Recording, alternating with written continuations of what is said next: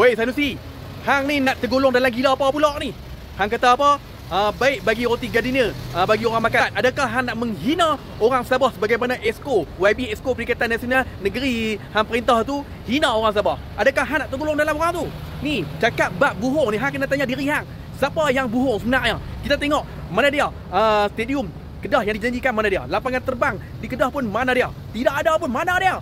Kita tengok juga bagaimana janji untuk siapkan masalah air di Kedah 2023 pun mana dia? Siapa buhung siapa? Kepada Sanusi, jangan pijak bumi Sabah ni, jangan duk menghina orang Sabah. Dan saya nak beritahu Sanusi, jangan buhung orang Sabah banyak-banyak. Kita tengok menantu Muhyiddin Yassin pun sampai hari ni lari daripada Suruhanjaya Pencegahan Rasuah Malaysia. Kita tengok macam mana Muhyiddin didakwa menerima 195 juta duit rasuah. Kita tengok didakwa. Jadi kita tengok hari ni Perikatan Nasional, kita honggak buang Perikatan Nasional ni, kita honggak Perikatan Nasional ni, kita honggak sampai dia hilang deposit, turun Perikatan Nasional, honggak Perikatan Nasional. Jangan bagi ada satu pun kerusi Perikatan Nasional ini di Sabah.